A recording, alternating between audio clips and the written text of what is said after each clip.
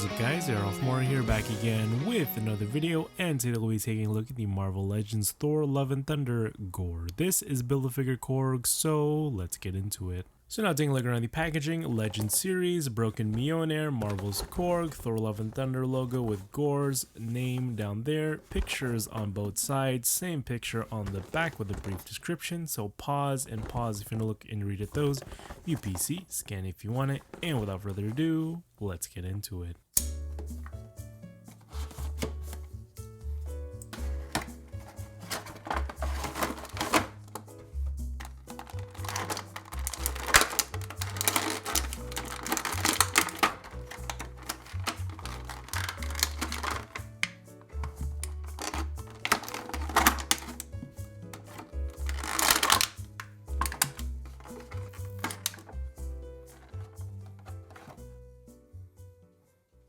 So now taking a closer look at Gorr here and his accessories, starting off with that beautiful Christian Bale head sculpt. I mean, Hasbro has nailed all the likenesses so far, like Natalie Portman, Chris Hemsworth, Tessa Thompson looks great as well in her head sculpt. I'm not sure about Chris Pratt, but when that video comes out, we'll take a closer look and see if we can find Chris Pratt in there somewhere. But looking at this Gorr head sculpt, really great likeness to what we see from the box art, since we don't have any footage whatsoever. Got some nice fine details with the kind of like the purple veins here. They kind of remind me of varicose veins. But looking at the costume, very minimalist design, kind of one color, kind of this off-white beige color. Got some nice scarring details as well. It's nice sculpting details as well. Double pinless arms, double pinless legs. You got some scarring details here on the hands with the black fingertips, kind of like Agatha and Wanda as well. You got some silver painted nails as well. Nice sculpting on the hands here. Looking at the cloak here, which looks like a hood from the set photos that I saw. So hopefully we get to see his hood as well. But yeah, here's his cloak, soft rubbery plastic. You got some nice texturing details throughout the cloak and the costume. Got this nice weathering, which is apparent only on the front, but not on the back. But looking at it, you got some nice kind of tattered up cloth here, which I like the effect or the sculpt that they did for this. So that looks nice.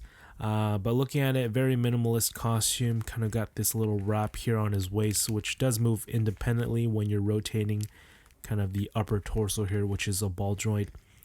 Looking at his skirt here, you got that nice weathering detail as well. Looking at his little pants here, you got some texturing details. You see it's kind of soft on the inside here. See more of that texturing details. Double pinless knees as well, like I said. Not a lot of weathering details. Would have been nice if his feet had a little weathering, but you can see it's nicely sculpted in with the little toenails here, and you can see peg holes at the bottom of his feet.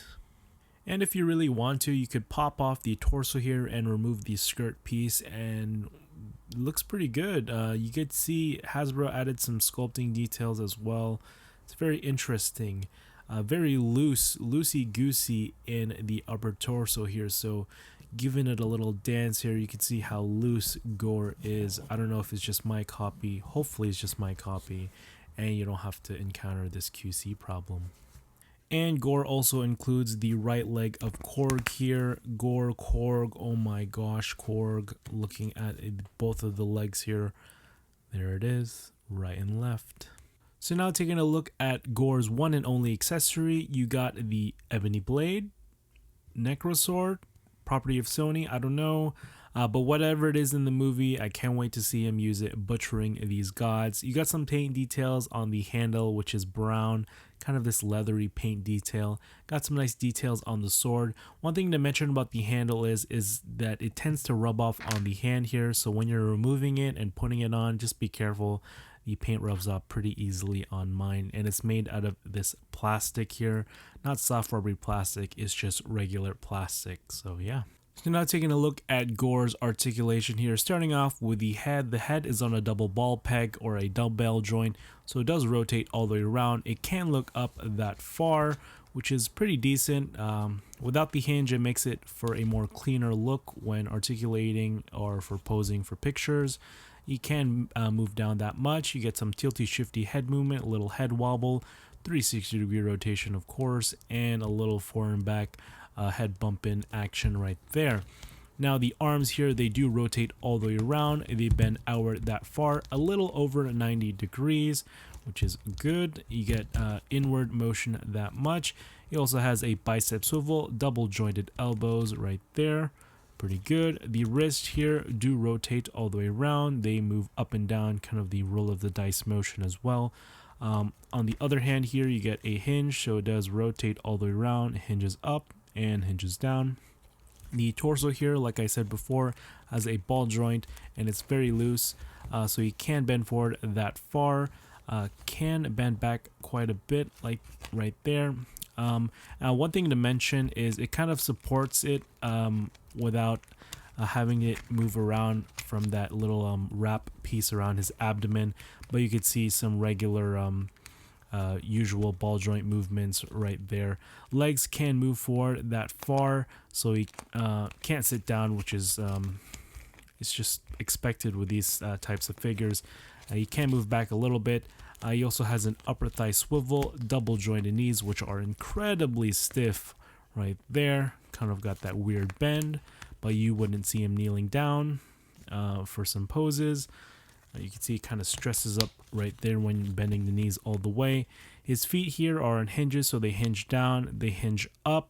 Very rubbery, kind of gummy, loosey on mine. Got the ankle pivot and rotates at the ankle as well, all the way around. And legs move outward that far, so you can almost do the splits, but like I said, it's hindered by the skirt piece. And yeah. So now doing some size comparisons, here is Gorr next to a couple of Asgardians like Valkyrie, Thor, Mighty Thor, and Korg, as well as a couple of more Asgardians like Valkyrie, sorry about that, Loki, Hela, and Heimdall.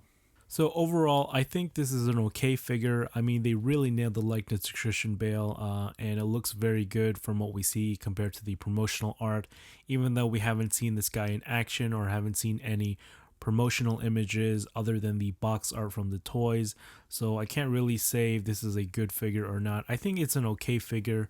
You get standard Marvel Legends articulation, great likenesses here and there, sometimes hit or miss. Digital printing tech is on point, got some nice details, looks really cool. This is a cool looking figure. It's just that it's kind of hindered in the skirt area. I wish it was a softer plastic so you get a little bit more range. But other than that, I can't wait to see what Gorr looks like in the movie or what they do with him. Hopefully he is a really great villain as Hela and Loki, because all the Thor villains so far have been great. So hopefully Gorr doesn't disappoint in the movie. I have faith in Christian Bale of pulling off a great performance. So yeah, I can't wait to see when that comes out in July. So yeah, if you enjoyed my review, drop a like, subscribe, or hit the bell if you want to be notified, all that stuff. So yeah. That is it, guys. Hope you guys like it. Arolf Morris. This is signing out. Peace.